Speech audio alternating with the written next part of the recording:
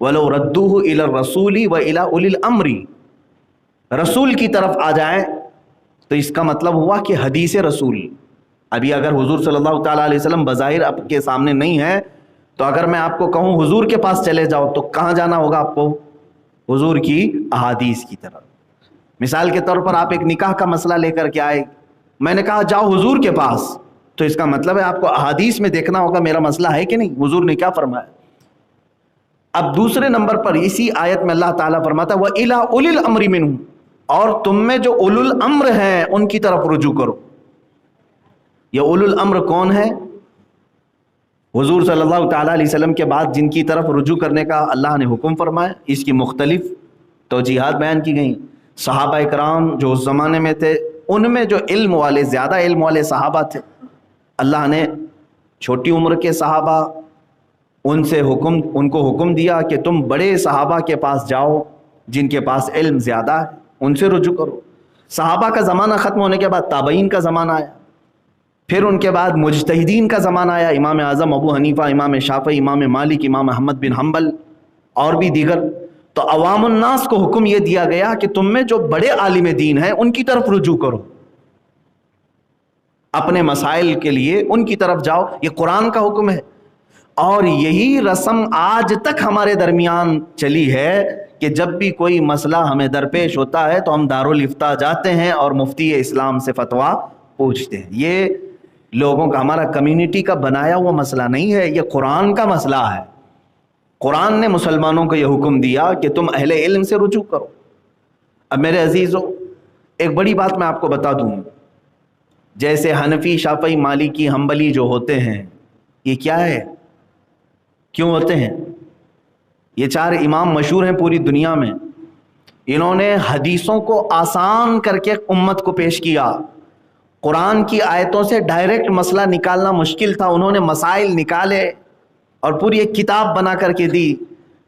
کیا یہ تمہارے لیے جن جن معاملات میں ضرورت ہو، نماز کے، روزے کے، زکوٰۃ کے، حج کے، زراعت کے، تجارت کے، معاملات کے، طلاق کے، خلا کے، نکاح کے، رضاعت کے، مساہرت کے، ہر ایک کے مسائل قرآن سے اور حدیث سے انہوں نے نکالے. کون؟ یہ اماموں نے، امام اعظم ابو حنیفہ، امام شافعی. گویا کہ آسان کر کے امت کو دیا. اب امت کا یہ حق بنتا ہے کہ انہی اماموں کے ان نکالے ہوئے مسائل میں سے کسی ایک کو فالو کریں.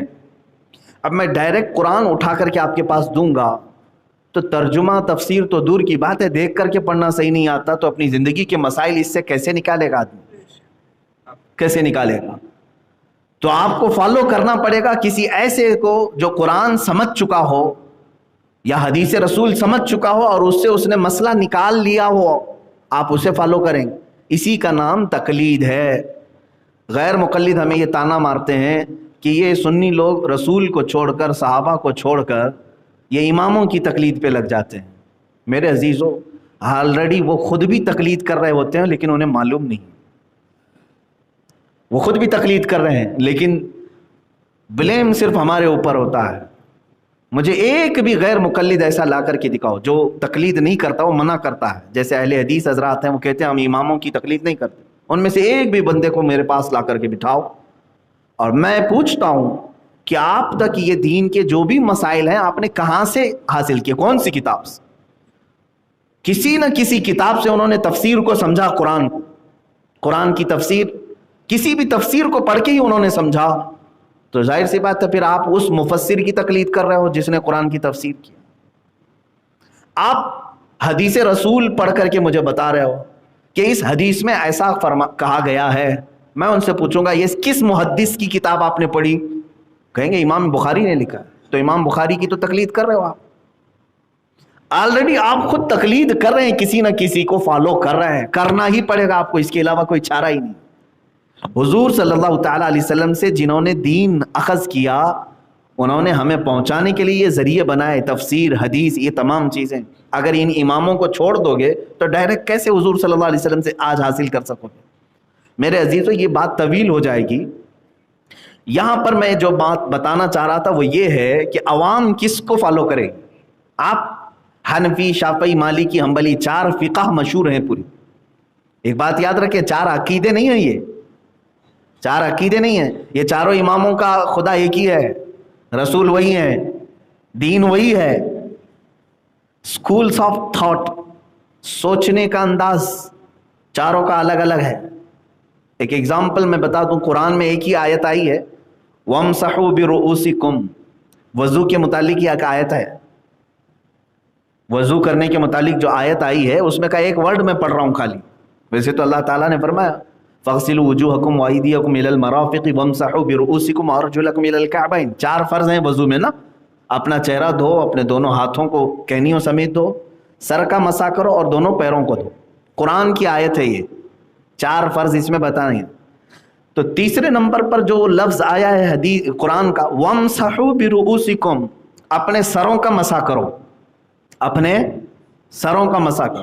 قرآن نے یہ نہیں بتایا کہ کتنے سر کا مسح کریں، آدھے سر کا کہ پاؤ سر کا کہ پورے سر کا، سر کا مسح کرو۔ اب آپ کو جب حکم دے دیا جائے، مثال کے طور پر میں اپنے کسی اسٹوڈنٹ کو کہوں پانی لے آؤ، تو وہ پانی لے کر کے آئے گا۔ جیسے چار شاگرد تھے، چار اسٹوڈنٹ تھے، میں نے چار سے کہا پانی لے آؤ، اس میں سے ایک اسٹوڈنٹ جو ہمارا تھا، ایک شاگرد، وہ گلاس میں لے آیا، دوسرا لوٹے میں لے آیا، تیسرا بالٹی میں لے کے آیا، چوتھا برتن میں لے کے آیا۔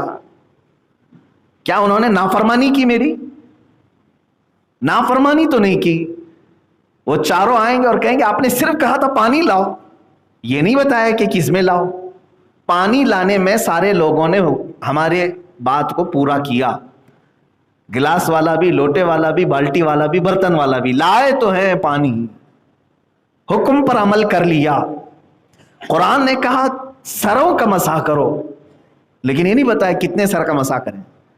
تو امام شافعی رحمۃ اللہ تعالیٰ علیہ نے اپنے ذہن سے یہ مسئلہ نکالا کہ سر جو ہے یہاں سے لے کر گردن تک، ادھر سے لے کے ادھر تک، اس میں سے 3 بال کو بھی اگر چھو لیا تو سر پر عمل ہو گیا۔ تو امام شافعی نے کہا اگر کسی نے اتنا سا ٹچ بھی کر دیا مسح میں تو اس کا مسح ہو گیا، قرآن پر عمل ہو گیا۔ اللہ نے فرمایا سر کا مسح کرو، ٹچ بھی کر دی۔ تو شافعی مذہب میں وضو کرنے کے وقت اگر کسی نے تھوڑا سا ٹچ کر دیا اتنا مسح میں تو اس کا مسح مکمل ہو گیا، کمپلیٹ۔ امام مالک نے کیا سوچا؟ انہوں نے دیکھا قرآن نے کہا سر کا مسح کرو، تو انہوں نے فرمایا سر جو ہے 2 بال 3 بال کو نہیں کہتے، یہ یہاں سے لے کر گردن تک، پھر یہاں سے لے کر یہاں تک جو پورا حصہ ہے، تو انہوں نے کہا پورے سر کا مسح کرنا پڑے گا۔ تو انہوں نے اپنی فقہ میں فرض کر دیا ایک بال بھی چھوٹنے نہ پائے، پورا سر مسح کرو۔ ان کے پورے سر کا مسح کرنا فرض ہے، اگر ایک بال بھی چھوٹ گیا تو مسح ہی نہیں ہوا ان کے۔ امام شافعی نے الگ سوچا، امام مالک نے الگ سوچا، امام اعظم ابو حنیفہ رحمۃ اللہ تعالیٰ علیہ ان کے دونوں کے درمیان میں۔ ظاہر سی بات ہے، سوچنے کا مطلب یہ نہیں ہے کہ بیٹھے بیٹھے کچھ بھی اٹکل پچو مار دیں، ان کے پاس دلیل ہونی چاہیے، کیوں سوچا آپ نے اس طرح سے۔ امام شافعی کے پاس اپنی دلیل ہے، امام مالک کے پاس اپنی دلیل ہے۔ امام اعظم ابو حنیفہ رحمۃ اللہ تعالیٰ علیہ نے کہا کہ ہم یہ دیکھتے ہیں کہ حضور کیسے کرتے تھے، رسول پاک صلی اللہ علیہ وسلم، کیونکہ قرآن کو وہ زیادہ سمجھ سکتے ہیں۔ تو رسول کریم صلی اللہ تعالیٰ علیہ وسلم کے متعلق حدیثیں جب پڑھی کہ آپ وضو میں مسح کیسے کرتے تھے، تو الگ الگ انداز نہیں ملے۔ حضور اکرم صلی اللہ تعالیٰ علیہ وسلم کے مسح کرنے کے انداز الگ الگ ملے۔ کبھی حضور نے پورے سر کا بھی مسح کیا ہے، پورے سر کا مسح کیا ہے، لیکن کچھ حدیثیں ایسی ہیں، حضرت مغیرہ بن شعبہ رضی اللہ تعالیٰ عنہ کی حدیث ہے، کہتے ہیں میں نے حضور صلی اللہ علیہ وسلم کو دیکھا، ایک مرتبہ آپ نے استنجا فرمایا اور ایک کچرے کا ڈھیر تھا، اس کے قریب میں وضو کرنا تھا حضور صلی اللہ تعالیٰ علیہ وسلم کو، تشریف لائے، کھلی زمین تھی۔ حضرت مغیرہ بن شعبہ سے حدیث ہے، کہتے ہیں کہ پانی دیا گیا، حضور نے جیسا وضو تھا پورا کیا۔ مسح کا جو لفظ آیا ہے تو کہتے ہیں یہ جو پیشانی کی جتنی مقدار ہے، پیشانی کی جتنی مقدار ہے، اتنی مقدار میں اپنے سر کا مسح کیا، یعنی امامہ شریف پہنے ہوئے تھے تو یہ 4 انگلیاں ہیں، امامہ کو پیچھے کر دیا اس طرح سے، تو 4 انگلیوں کا جو جتنا حصہ آتا ہے یہ پیشانی کی جتنی مقدار ہے، اتنی مقدار سر کا مسح کیا۔ تو امام اعظم ابو حنیفہ نے دیکھا کہ یہ کتنا ہوتا ہے سر کا 1/4 ہے، یہ کیا ہے، یہ پاؤ سر ہے، تو اسی لیے فقہ حنفی میں کہا گیا 1/4 سر کا مسح کرنا فرض ہے، چوتھائی سر کا مسح کرنا فرض, کیونکہ حضور سے یہ بھی ثابت ہے. پورے سر کا اگر فرض امام اعظم کہتے کہ پورے سر کا ہے, تو پھر حضور سے یہ چوتھائی سر بھی ثابت ہے, تو کیا حضور فرض چھوڑیں گے کبھی؟ تو یہ اسکولس آف تھاٹ جس کو کہتے ہیں, سوچنے کا انداز, دلیلوں کے انداز الگ الگ اماموں کے ہو گئے. یہ استنباط کرنے کے طریقے ہیں, قرآن سے اور حدیث سے مسئلے نکالنے کے طریقے ہیں. تو اب یہاں پر بات آئی, ایک امام شافعی وہ کہہ رہے ہیں 3 بال کو چھو لے تو مسح ہو گیا. انہوں نے بھی قرآن پر عمل کیا کہ نہیں؟ اللہ نے تو صرف اتنا فرمایا نا, سروں کا مسح کا. امام مالک کہہ رہے ہیں پورے سر کا مسح کرو, وہ بھی قرآن پر عمل کیے کہ نہیں؟ تیسرے امام اعظم ابو حنیفہ ہیں, وہ کہہ رہے ہیں کہ چوتھائی سر کا مسح کرو, وہ بھی قرآن پر عمل کر رہے ہیں کہ نہیں کر رہے ہیں؟ جیسے میں نے اپنے اسٹوڈنٹس کی مثال دی, 4 لوگ پانی لے کر کے آئے, میں نے خالی کہا پانی لے آؤ, کوئی گلاس میں لایا, کوئی بالٹی میں لایا, کوئی لوٹے میں لایا, کوئی برتن میں لایا, لیکن سب لائے کہ نہیں لائے؟ حکم پر عمل ہو گیا. اسی طرح میرے عزیزو قرآن کی مطلق آیت پر یہ چاروں اماموں کا عمل ہو گیا. رہ جاتے امام احمد بن حنبل, ان کا مسئلہ امام شافعی سے زیادہ ملتا جلتا ہی ہے, اس لیے زیادہ الگ سے بیان نہیں ہوتا. تو اب یہ تو مجتہدین کی بات ہوئی, یہ قرآن سے اور حدیث سے کیسے مسئلے نکالتے. ایک ایگزامپل میں نے یہ دے دیا, اور بھی کئی مسائل ہیں, ایسے کئی مسائل ہیں, ان اماموں کے مسائل نکالنے کا طریقہ. اب آپ کس کو فالو کریں گے؟ اب بات یہاں آتی, جو مجھے بتانا تھا وہ یہ, آپ کس کو فالو کریں گے؟ جیسے آج بعض غیر مقلد چاروں اماموں کو پڑھتے ہیں اور اس کے بعد کہتے ہیں جو آسان لگے, جو طبیعت میں آئے اس کو عمل کرتے چلے جانا. یعنی کبھی ان پر, کبھی ان پر, کبھی ان پر, چاروں فقہ میں کبھی اس کا لے لیا, کبھی اس کا لے لیا, یہ مکس کھچڑی, اور یہ نظام درہم برہم ہو جائے گا اگر اس طرح سے آپ لیتے رہیں گے. اس کی ایک ایگزامپل میں بتا دیتا ہوں, اس کی ایک اور ایک ایگزامپل. ظہر کا وقت کب تک چلتا ہے, اس میں بھی اختلاف ہے. ظہر کا وقت کب تک چلتا ہے؟ آپ گھڑی دیکھتے ہوں گے, اب کے زمانے میں ہمارے بچوں کو اور سب کو گھڑی ہی بتانا پڑے گا. ٹائم بتائیے آپ فکس, شریعت میں فکس ٹائم نہیں بتائے گا. یہاں ہو سکتا ہے ظہر کا ٹائم جو ہے 2 بجے سے لے کر 4 بجے تک چل رہا, ہو سکتا ہے کسی اور ملک میں 2 بجے 4 بجے دن ہی نہ نکلا ہو. تو گھڑیوں پر جو ہے ٹائم ٹیبل نہیں رکھے گئے, سورج پر رکھا گیا. سورج اور چاند سے اوقات معلوم پڑتے ہیں. ظہر کا وقت جو ہے اس کو انداز کیسے کریں گے آپ کہ کب تک باقی ہے؟ یہ ایک سدا بہار فارمولہ ہے. گھڑی بند بھی ہو گئی تمہاری, دن نکلا ہوا ہے تو آپ معلوم کر سکتے ہیں. کھلے میدان میں آئے, ایک لکڑی آپ نے زمین پر گاڑ دی, اس طرح سے زمین پر ایک لکڑی گاڑ دی, ایک 4 انچ کی یا 6 انچ کی ایک چھوٹی سی لکڑی آپ نے لی, جتنی بھی آپ کی مرضی. اس کا سایہ پڑتا ہے کہ نہیں پڑتا ہے؟ جیسے ہی آپ کھلے میدان میں سورج جب چمک رہا ہو لکڑی گاڑیں گے تو اس کا سایہ پڑے گا. یہ دوپہر کے بعد کی بات ہے. اب دیکھیں سایہ جو ہے کتنا پڑ رہا ہے, اب وہ آپ کو ناپنا پڑے گا. میں نہیں ہوں, لکڑی لگائی, اس کے بعد سایہ یہاں تک آیا, کبھی یہاں تک آیا, کبھی یہاں. دیکھتے ہوں گے نا آپ, دوپہر کے وقت چھوٹا سایہ رہتا ہے اور کبھی بڑھتے بڑھتے لمبا بھی ہو جاتا ہے. آپ پریکٹیکلی اس کو دیکھ سکتے ہیں. آپ نے یہ لکڑی لگا کر کے سائے کو دیکھا اور وہاں نشان لگا دیا. اب اس لکڑی کو نکال کر کے ناپ کے دیکھیں کہ اس لکڑی کے کتنے گنا زیادہ یہ سایہ ہوا ہے. ایک سایہ اس کا اصلی سایہ ہے, یعنی 6 انچ کی لکڑی ہے تو 6 انچ کا سایہ اس کا اوریجنل سایہ. اس کے آگے جو بڑھا وہ دگنا سے گنا کہتے ہیں, یعنی ڈبل ٹربل ہو گیا. تو اب اس کے اصلی سائے کو چھوڑ کر کے 2 سائے اور بن گئے, یعنی 6 انچ کی لکڑی کا سایہ 18 انچ کا بن گیا. بات سمجھ میں آ گئی نا؟ 6 انچ کی لکڑی کا سایہ 3 ہو گیا نا, 6 اور اس کے بعد 6 12 اور اس کے بعد 6 18. اب جہاں یہ 18 انچ کی کا سایہ ہو گیا ہے تو سمجھ لیں کہ یہ عصر کا وقت شروع ہو چکا ہے, ظہر ختم ہو گئی. یہ امام اعظم ابو حنیفہ کے نزدیک, یہ امام اعظم ابو حنیفہ, یہ فقہ ہے. میں یہ اگزامپل کیوں دے رہا ہوں آپ کو سمجھاتا ہوں. امام شافعی رحمۃ اللہ تعالی علیہ کے نزدیک انہوں نے مسئلہ اخذ کیا کہ سایہ اس لکڑی کا صرف ڈبل ہو جائے, صرف ڈبل ہو جائے, یعنی ایک کو چھوڑ کر کے دوسرا بھی آ گیا, جس کا مطلب کتنا ہوا 12 इंच हो गया, 6 इंच की इस लकड़ी का साया कितना हो गया, 12 इंच हो गया। तो वो कहते हैं कि नहीं, यहाँ जोहर खत्म हो गई, असर शुरू हो गई। इसीलिए आप देखते होंगे कि शाफई लोगों की असर जल्दी शुरू होती है, जल्दी शुरू हुई, क्योंकि ये जो इख्तिलाफी वक्त है, अब इसको टाइम टेबल में लेकर के आप जाएंगे। फॉर एग्जाम्पल शुरू तो हुआ था 1 बजे टाइम, फॉर एग्जाम्पल जोहर का, अब खत्म के मुतालिक शुरू होने में किसी का इख्तिलाफ नहीं, कितने बजे शुरू हो रहा है, सूरज ढल जाने के बाद वक्त शुरू हो जाता है, जवाल के बाद। अब खत्म कहाँ हो रहा है, इस पर 2 इमामों का इख्तिलाफ, और वो भी एक ही हदीस है, हुजूर अकरम सल्लल्लाहु तआला अलैहि वसल्लम की हदीस से साबित है।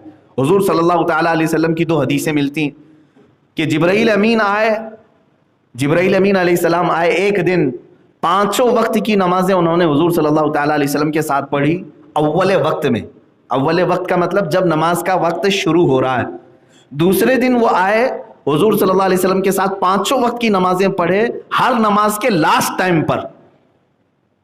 तो ये बताना था कि हर नमाज का टाइम कब से शुरू होकर कब खत्म होता है, ये 2 हदीसें। तो उस हदीस में जो जोहर का लास्ट टाइम बताया गया है, जोहर का लास्ट टाइम बताया गया है, उसमें वर्ड ये आया है कि हर चीज का साया डबल हो जाए, 2 गुना हो जाए, हर चीज का साया 2 गुना बढ़ जाए। तो ये एक ही लफ्ज आया हदीस में। तो इमाम शाफई ने कहा लकड़ी का डायरेक्ट 2 हो जाए। इमाम आजम अबू हनीफा ने कहा नहीं, लकड़ी का ओरिजिनल साया छोड़ के डबल हो जाए। ये स्कूल्स ऑफ थॉट, समझने का अंदाज अलग अलग। अब इसमें फर्क क्या पड़ा, मैंने लकड़ी गाड़ करके देखा 4 बजे यानी 3:30 बजे, आज के दिन के हिसाब से 3:30 बजे 12 इंच हो जा रहा है। तो इसका मतलब इमाम शाफई के नजदीक असर शुरू हो गई कितने बजे, 3:30 बजे, यानी जोहर खत्म हो गई। लेकिन 4 बजे तक 18 इंच का हो रहा है। एक एग्जाम्पल, 4:15 बजे के बाद 18 इंच, तो 4:15 बजे, पौना घंटा और गुजारने के बाद इमाम आजम के यहाँ असर शुरू हुई। अब मुझे बताओ, ये 3:30 से लेकर 4:15 का जो टाइम है, ये इख्तिलाफी टाइम हो गया। इमाम शाफई के नजदीक वो असर का टाइम है, और इमाम आजम अबू हनीफा के नजदीक अभी वो जोहर ही चल रही है। बात समझ में आ रही? अब अगर कोई बंदा ये कहे मैं दोनों इमामों को फॉलो करता हूं, मैं दोनों इमामों को फॉलो करता हूं, तो वो क्या करेगा मालूम है, 3:30 बजे के बाद आएगा, जोहर पढ़ लेगा इमाम आजम के नजदीक। अभी जोहर चल रही है ना, 4:15 बजे तक जोहर चलेगी, तो इमाम आजम की फिका पर वो जोहर पढ़ेगा। 3:30 के बाद 3:35 3:40 पे जोहर पड़ेगा, और फिर फौरन खड़े होकर के असर भी शुरू कर देगा कि नहीं, इमाम शाफई का वसर का वक्त शुरू हो चुका है। तो वो अपनी तबीयत को इसमें दाखिल करेगा। इसलिए मेरे अजीजों, अवाम उन्नास किसको फॉलो करें, किसको फॉलो करें, आप कौन से इमाम की तकलीद करेंगे, यही मसला मैं बताना चाह रहा था। उलमा और मुहद्दिसीन और फुक़हा ने फरमाया, हर जगह के अवाम के लिए मसला ये है कि जिस फ़िक़ह के उलमा उनके इलाके में ज़्यादा हैं, उसी फ़िक़ह को फॉलो करे। बात समझ में आ रही है?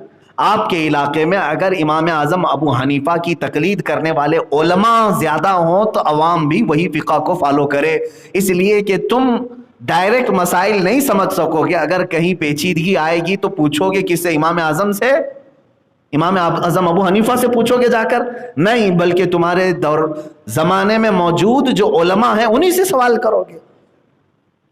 अब उत्तर प्रदेश में रहने वाला कोई, यूपी में रहने वाले अक्सर उलमा, जितने भी उलमा हैं वहाँ सब हनफी हैं, सब हनफी हैं, फ़िक़ह हनफी को मानने वाले। वहाँ कोई उठा और कहा कि नहीं मैं आज से शाफ़ी बन जाता हूँ, इमाम शाफ़ी को फॉलो करूँ, तो उसकी इतनी कैपेसिटी नहीं कि नमाज के मसाइल, रोज़े के मसाइल, हज के मसाइल वो इमाम शाफ़ी के कहाँ से ढूंढ करके लाएगा।